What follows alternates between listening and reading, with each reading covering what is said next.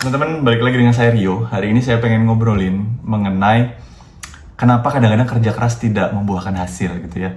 Kita sering kan mendengar jangan kerja keras doang, tapi kita tuh harus kerja cerdas katanya.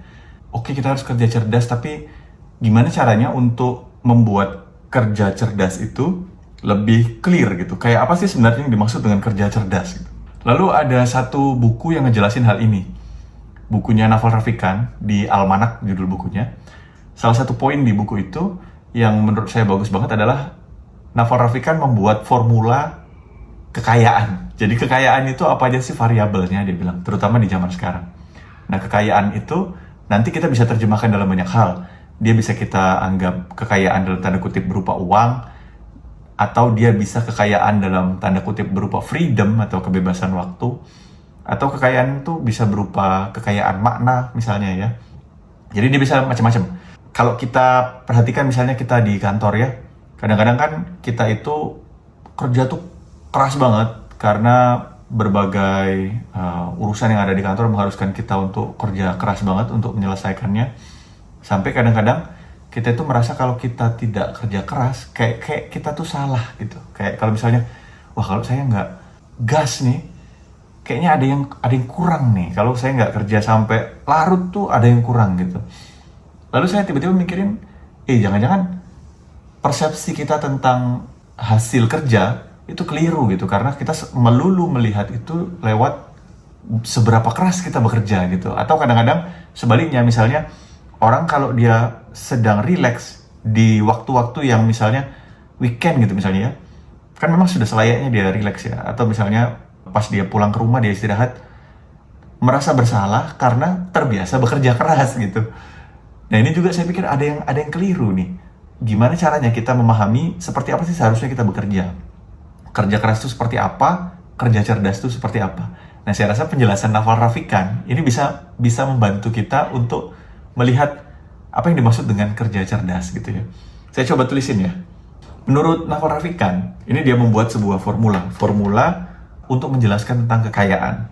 Jadi kekayaan itu menurut Naval Ravikant, kekayaan atau wealth ya, itu kekayaan atau wealth itu rumusnya kata Naval Ravikant adalah specific knowledge, pengetahuan yang spesifik dikalikan dengan leverage, dikalikan dengan pengungkit atau leverage ya, leverage ini itu pengungkit maksudnya. Kita bahas satu ya. Specific knowledge itu apa? Specific knowledge itu adalah sesuatu yang kita betul-betul tertarik, kita curious, kita passionate di situ.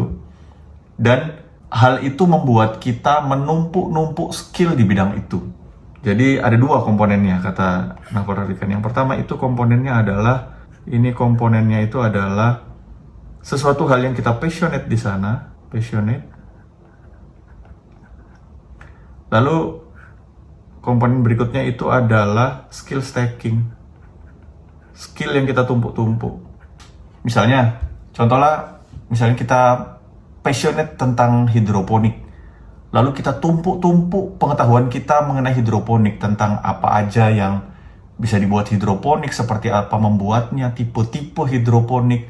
Lalu kita kombinasikan dengan bonsai, misalnya kita punya pengetahuan tentang bonsai, lalu kita membuat, ternyata bonsai bisa di hidroponik ya misalnya ya. Itu saya ngarang aja.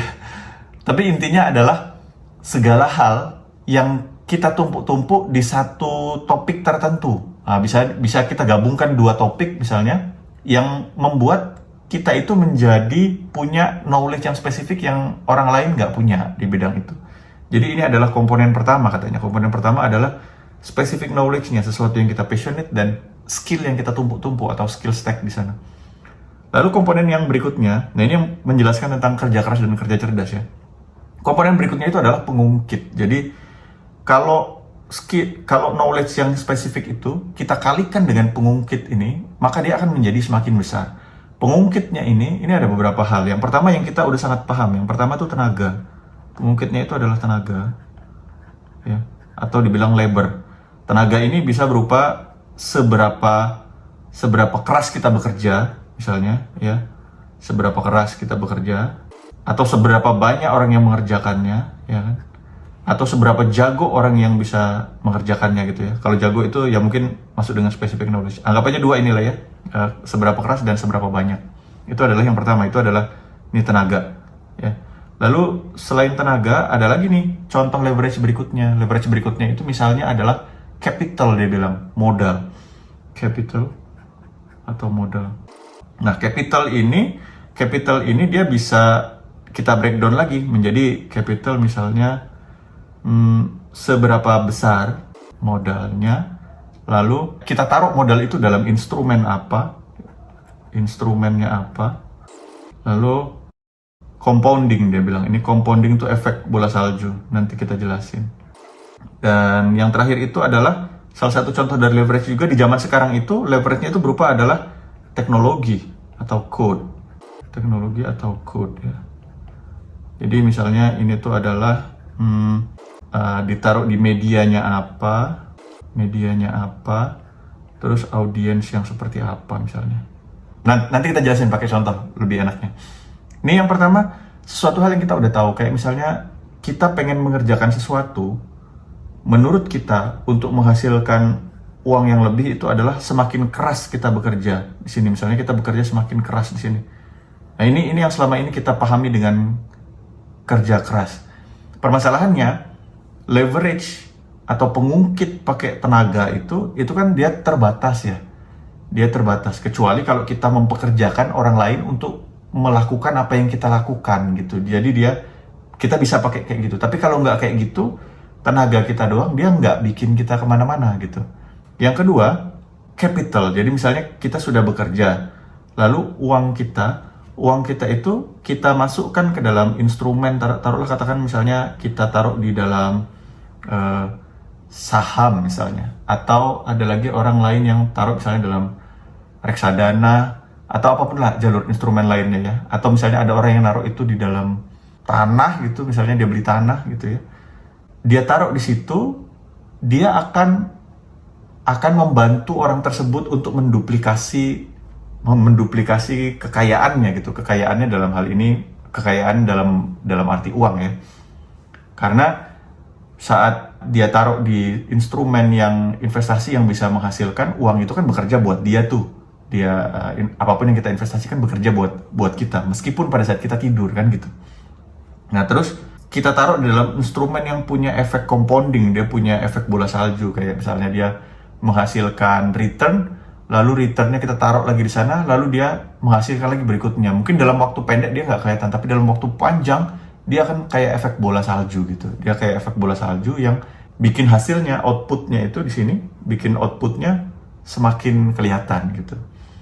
Lalu di zaman sekarang ada lagi leverage lainnya, yaitu dia berupa tech atau code ya, berupa media. Misalnya orang jago hidroponik, balik lagi, lalu dia membuat tutorial bagaimana cara bikin hidroponik, lalu dia bikin yang unik, misalnya cara hidroponik digabungkan dengan bonsai misalnya.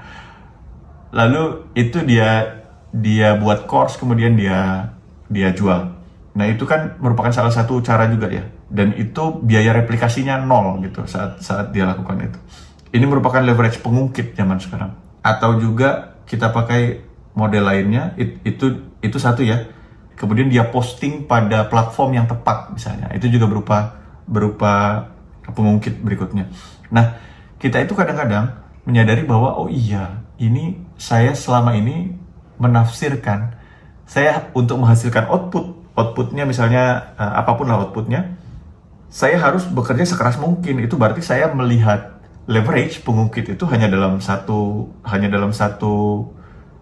area aja gitu, hanya pengungkit berupa tenaga doang kan, padahal yang lainnya masih ada nih pengungkit berupa capital atau berupa code gitu yang nggak saya ini.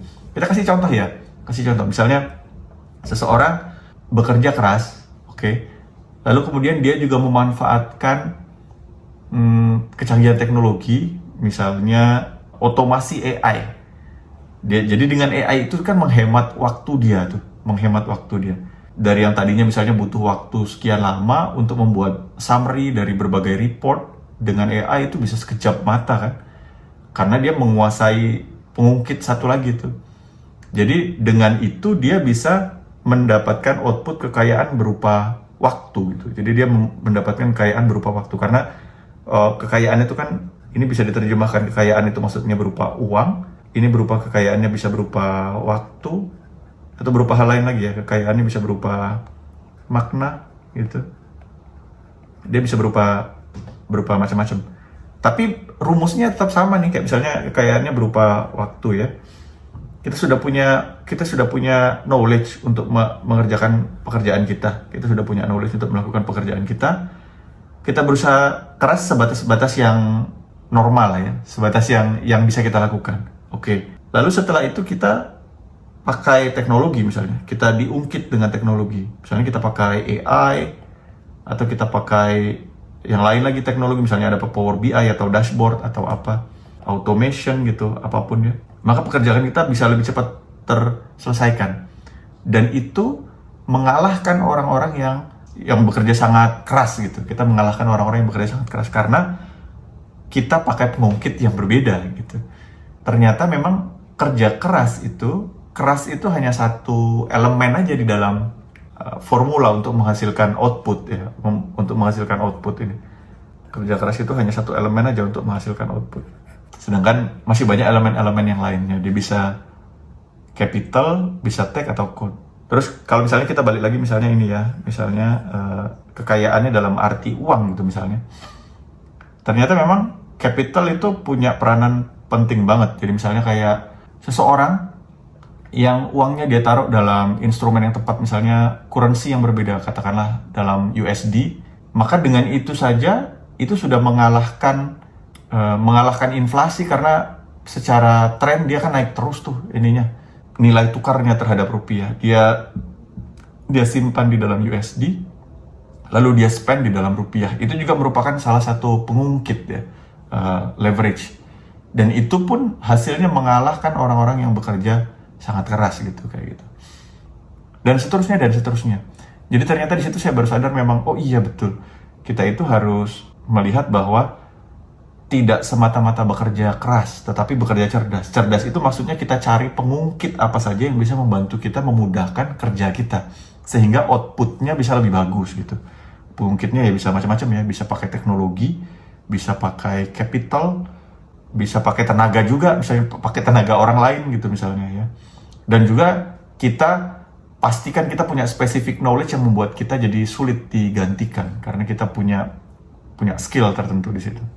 Dan semakin kesini orang-orang itu akan dihargai dengan tidak semata dia bekerja keras, tapi juga dengan kemampuan dia untuk judgment. Jadi kayak misalnya seorang nahkoda kapal dalam sebuah badai, dia itu dihargai untuk judgment dia, misalnya oh belok ke sana, transisi ke sana, inilah itu. Jadi dia itu dihargai karena kemampuan dia untuk menavigasi gitu.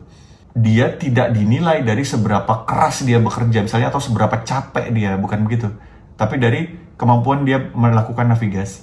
Keputusan itu diambil hanya dalam beberapa saat ya.